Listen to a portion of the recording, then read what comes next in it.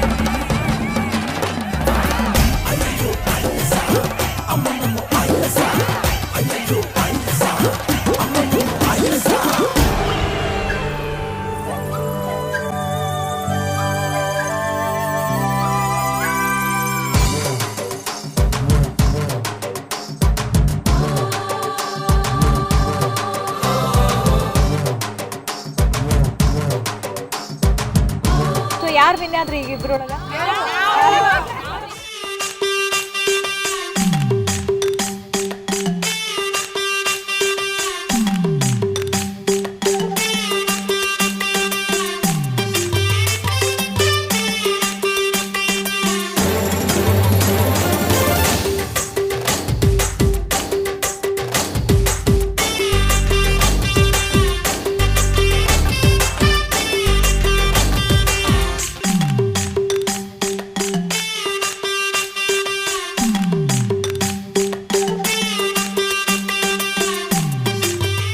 ಕೊಡಗಿನ ಕಡೆ ಎಲ್ಲ ಯಾವ ಥರ ಆಚರಿಸ್ತಾರೆ ಅಂತ ಕೇಳೋಣ ಅಂತೆ.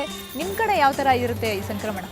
ಈ ಸಂಕ್ರಾಂತಿ ಹಬ್ಬದ ದಿವಸ, ಮಕರ ಸಂಕ್ರಾಂತಿ ದಿವಸ ಸೂರ್ಯ ಮಕರ ಸಂಕ್ರಾಂತಿ ಪ್ರವೇಶ ಮಾಡ್ತಾನೆ ಅಂತ ಹೇಳಿಬಿಟ್ಟು ಬೆಳಗ್ಗೆ ಬೇಗ ಎದ್ದು ಅವತ್ತಿನ ದಿವಸನ ಪೂಜೆ ಮಾಡಿಬಿಟ್ಟು ಎಳ್ಳು ಚಟ್ನಿ ಪುಡಿ, ಕಡುಬು ಮತ್ತು ಈ ಅವರೆಕಾಳ್ದು ಇದಕ್ಕವರೆ ಬೇಳೆ ಪಲ್ಯ ಮಾಡಿ ಊಟ ಮಾಡ್ತಾರೆ ಅಷ್ಟೇ.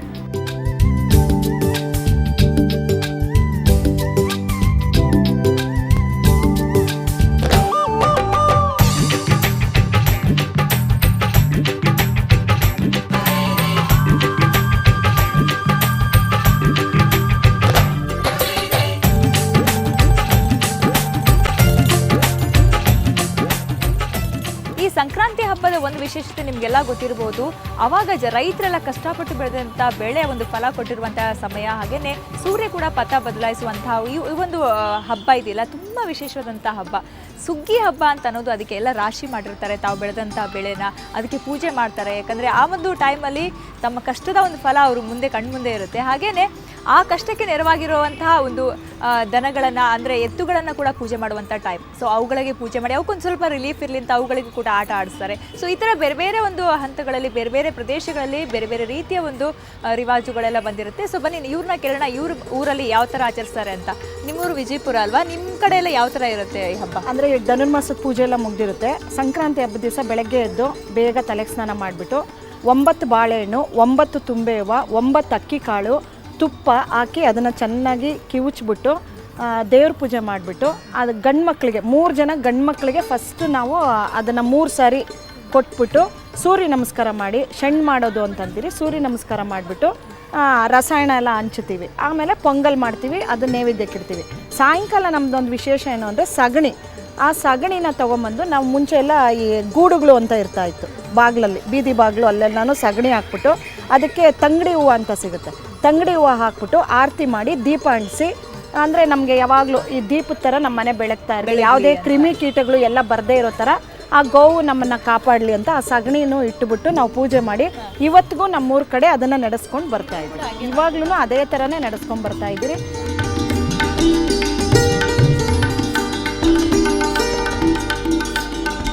ಎಳ್ಳು ಬೆಲ್ಲ ತಗೊಂಡು ಒಳ್ಳೊಳ್ಳೆ ಮಾತಾಡೋಣ ಅನ್ನುವಂಥ ಒಂದು ಒಳ್ಳೆ ಮಾತಿನ ಮೂಲಕ ಈ ಒಂದು ಸಂಕ್ರಾಂತಿ ಹಬ್ಬವನ್ನು ಆಚರಿಸೋದು. ಎಲ್ಲರೂ ಕೂಡ ಎಳ್ಳು ಬೀರೋದು ಅಂತಾರೆ.